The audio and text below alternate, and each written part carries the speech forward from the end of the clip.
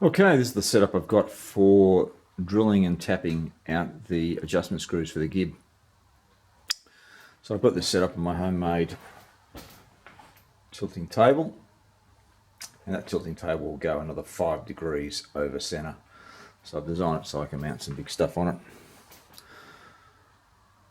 Alright, so we're going to drill and tap 4 places for the Gib adjusters and an M10 in the middle for my locking screw. So I've got it trued up in all directions at the moment, and yeah, we're ready to go. Let's get into it.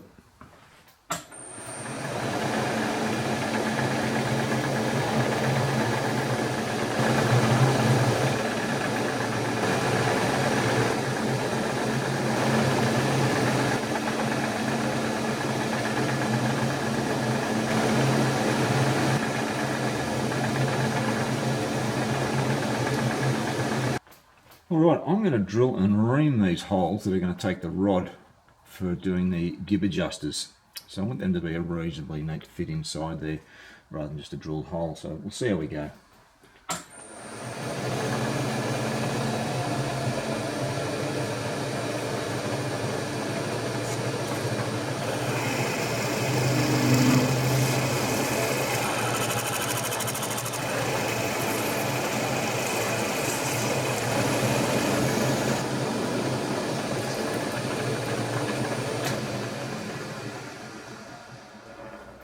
Alright, I'll be called to dinner, but we're going to quickly ream this hole first, just to make sure that that system is going to work out before I do the other 4.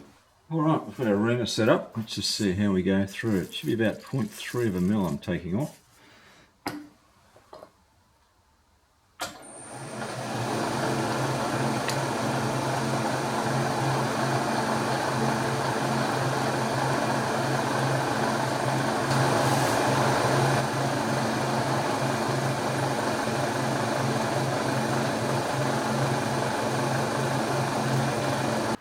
Okay, well, I'm going to go through and drill and ream the other 3, and I'll bring you back when we're about to start drilling and tapping for those M10s. Alright, so we've drilled and reamed all 5 of those holes. I'm going to go down 25mm with an 8.5mm drill, and then we're going to tap that for the M10. So there'll be the set screw that will go in and push up against a rod, which will have a 55-degree taper cut on it, which will match up with the dovetail. Right, let's get these done quickly.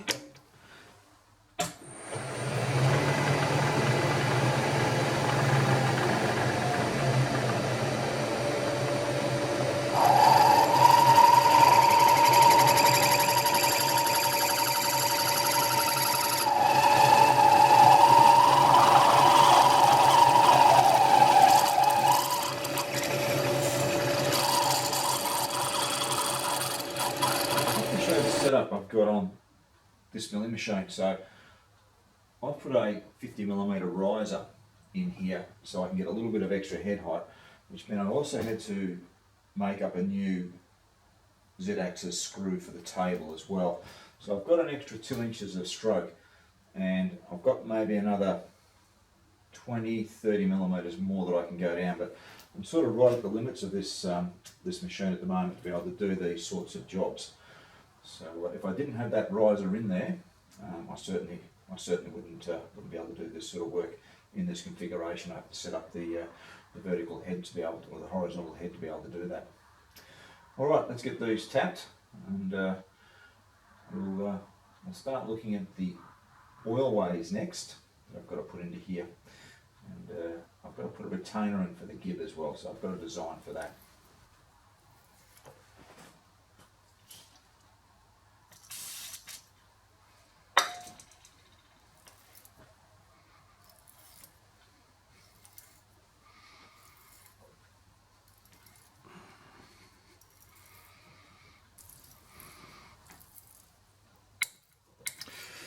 I might go with an ankle lube on this. I can feel that really getting tight there. I forgot to turn the camera back on, but I've tapped that through at the M10. The ankle lube certainly did help out. It made life a little bit easier. I'm going to go through and then drill and tap out the remaining 4, and then we'll bring you back when all that's finished. And that's all our holes done for our Gib adjusters.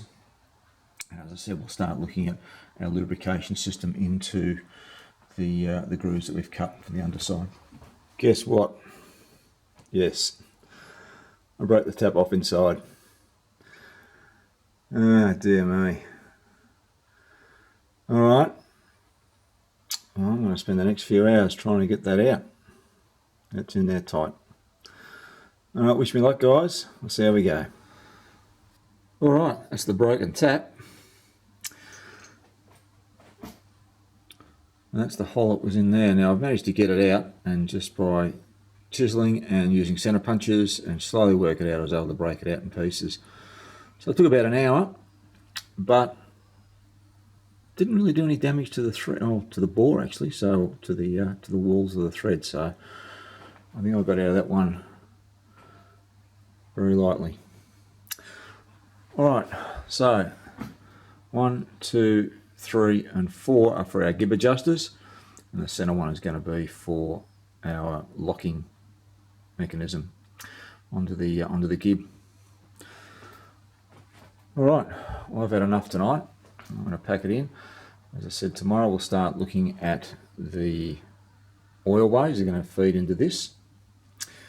I'm also going to do a little tab on either side, on the other side as well, as a retainer for that Gib. I've changed the design that I'm going to do on that.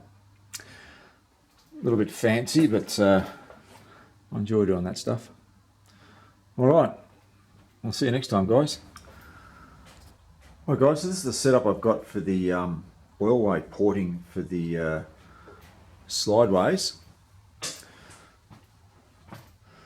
So we've got to go down around about 130 millimeters deep, and then we cross port into that at about that point there. And we've got to do that on both sides. So I'm doing the porting on these ends here because they're easy to access. Right, so I do have a long series drill. Most of it's sucked up inside the collet there at the moment. So we've got a fair depth to get into.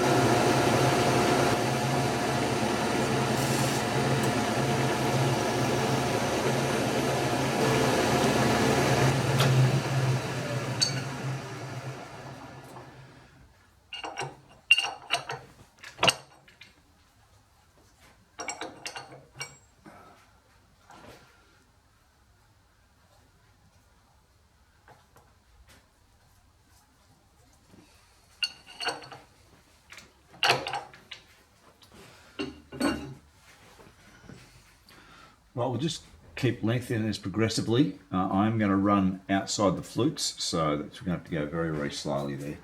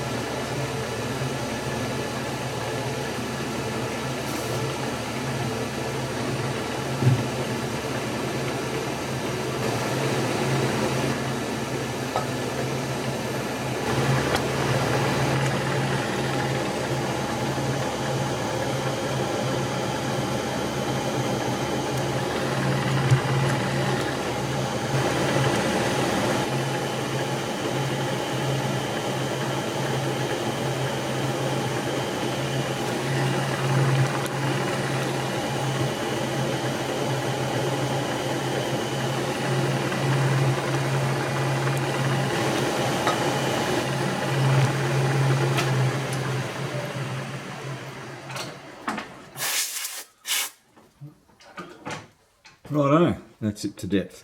I'll come across and we'll drill the other one off camera, and then we'll do the cross porting into it from the slideways. One thing I do need to do is I need to fit my little oilers into place. So I'm going to drill these out. So I'm going to drill and ream this 6 millimeters so that they're a nice tap-in fit.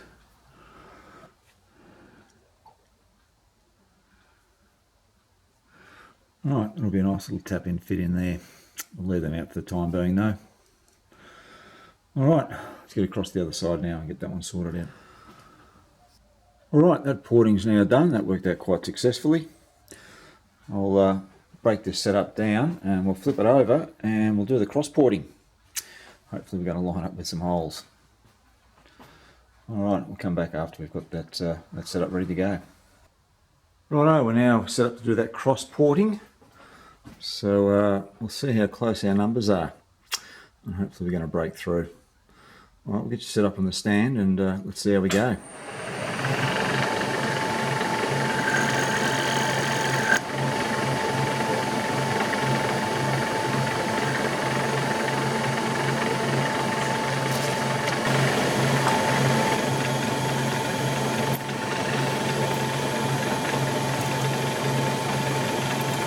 Alright.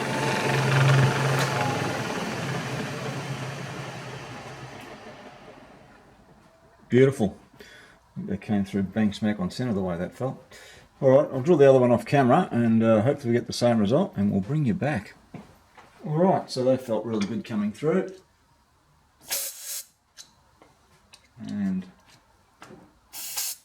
beautiful. Got a good result there. They're bang on. Alright, so that's almost everything finished on the table. I've still got to do a counterbore to fit the nut. I'm going to do some more measuring just to confirm that position for that nut. And obviously on the underside of the table, the top side of the table, I need to put a hole pattern in to match my rotary table and my big 3-jaw chuck, plus a series of other holes so that I can have different clamping configurations. Alright, let me get some measurements done and I'll start sorting out where this counterbore's got to be. Alright, this is the old table. This was the existing table off the slotter. This is the hole that is going to locate the nut for the screw. I've also got to do a little bit of a cutout here for a collar as well to clear a collar. So I can do that with a bull nose cutter once I'm setting up for this one. So I want to very accurately position this on my table. The way I'm going to do that, it's fairly simple. So I've just made up a little mandrel that fits in there. I've got my little die buttons, 20mm die buttons. They will go in there. I need to make sure that when I put my adjusting parallels in, that they're sitting on the center or just below. So I've put that setting block there.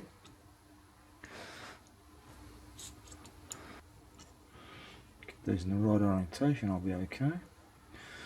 Okay.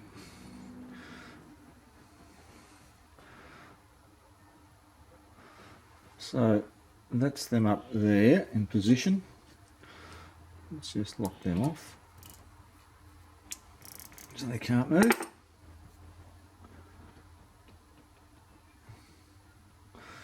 They'll be okay. Pull it out and we shall measure the width in there and then subtract half the diameter of that. And I'll lay this out on CAD with these 20mm buttons here and we'll see exactly where that's going to be sitting. Now, on my table, I have a 2 thou difference. I'm 2 thou, well this is 2 thou deeper than what mine is. So I'll need to accommodate for that when I do the layout on the CAD. Alright, I'm going to go and do that layout now. We'll get everything measured up and we'll get a position for that pretty precisely. Alright, let's have a look at what we're doing here. So, indicating off our 20mm button, coming across 32.06 will give us the center point, and from the end coming in 56mm. Now that's the nut that came off the original rotary table, and I tell you what, that's in really tip-top condition, so we're going to reuse that nut. That's exactly 7/8, 22.22 in diameter. I've got to make that a very neat sliding fit with that hole when we do it. The datum point will be the base, or the underside I should say, And then through the top, we've got a 3/8 socket-headed cap screw I'm going to use to capture this.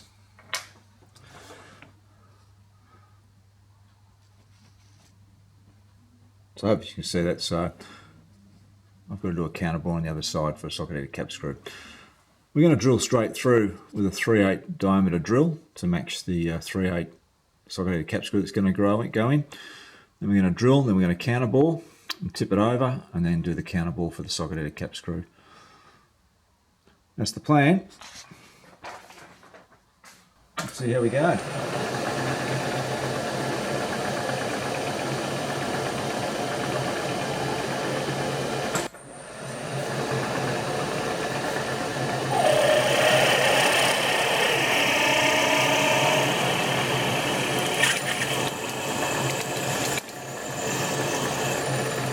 Alright, we'll finish this out with a 9.5mm drill, and I hope that'll fit our socket-headed cap screw.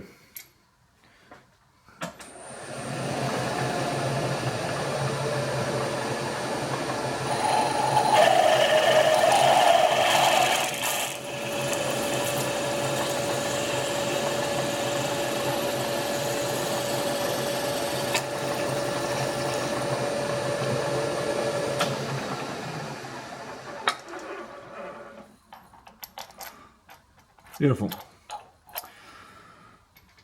Alright, we'll set up with a 20mm diameter drill and come down, and then I'm going to flat bottom that out with a 20mm end gun.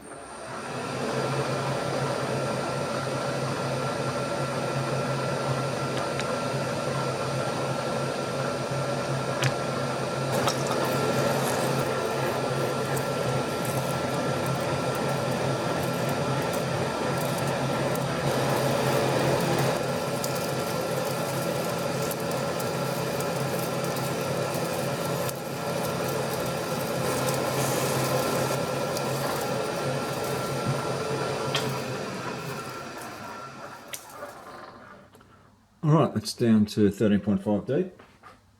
We'll set up an end-mill and we'll just flatten that bottom out.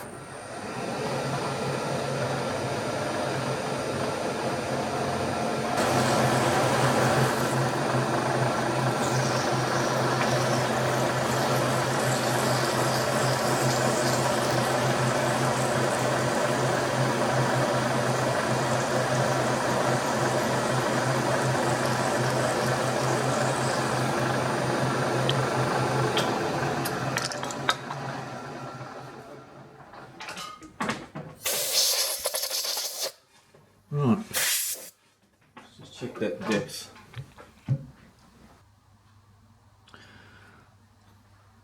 Just remove that little burr off there and we'll check it again. It should be 13.5. I'm really happy with that. It's still going to give us the clearance we want. Alright, we'll get set up for the counterbore with the boring head. Get that taken out to 7/8. Alright, I've already taken a 1mm off the diamond on this. We should be able to sneak up and now and just have maybe 0.1 of a mil after this cut. There we go.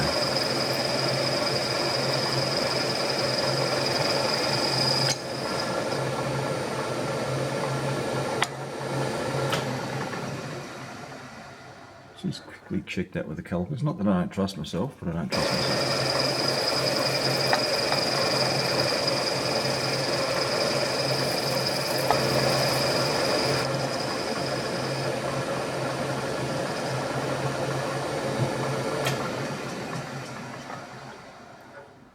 Alright, I'm just going to sneak up on that slowly. I'll bring you back once we've got that set. Alright, we've got that to a nice sliding fit now. There's no shaking that at all. I'm just going to put a bit of a radius or a chamfer on that. I've got a bit of a radius on that corner there that I need to accommodate for. So I'll take this out, set that up, and we'll put that chamfer on.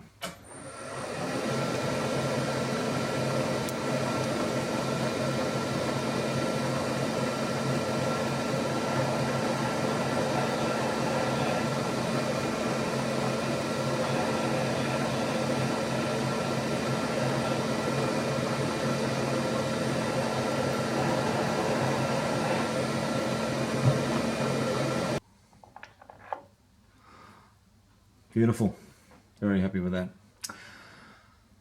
Alright, I'm going to pack it in now. It's getting onwards 10 o'clock and it is absolutely freezing out here. My pot belly went out ages ago and doesn't take long for the cold to soak in. I'm really happy with that. Right, next job is we'll flip that over and then I've got to do the counterbore for the socket-headed cap screw we're going to put in to lock that into place. Alright, I've got the Gib clamped down on some parallels up against one of my tenons to square it up. I'm just going to give it a lick on this side here and we'll bring it back to length on the other side.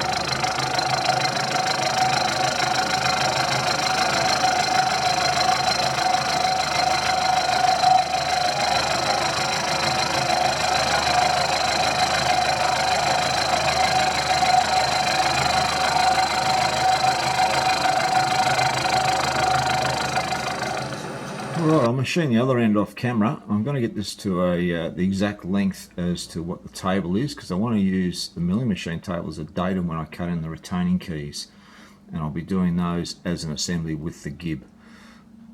Alright, I'll bring you back when we're set up to do those retaining keys. Alright, back to the table. What I'm going to be doing is making up some retaining keys for the Gib. So I want to allow the Gib to move in and out as we adjust up any slack, but I don't want it to be able to remove laterally when we're cranking the table backwards and forwards. So I'm going to fit a key just in here. So to do that, I'm going to be milling out that slot by 8mm deep. Now, as you can see, it's into the table itself, but it's also into the Gib. And that's going to lock it from moving backwards and forwards laterally. It's going to allow it to guide in and out to adjust up the slack, but it won't allow it to move out. So that's the setup I've got. I've done a little pre-mark in there already, but I've got my numbers that I'm going to work to on my Digi readout. So as I said, this key is going to be 8mm deep. There's going to be one on each side. That will allow the key to sit flush. I'll be feeding that off with some M5 socket-headed cap screws to lock that into place. And we're getting very, very close to finishing this table. Alright, we'll get set up for the milling and we'll get started on that, and we'll bring you in. Alright, I'm going to start off just by cutting a slot down the middle, and then I can start working around the periphery.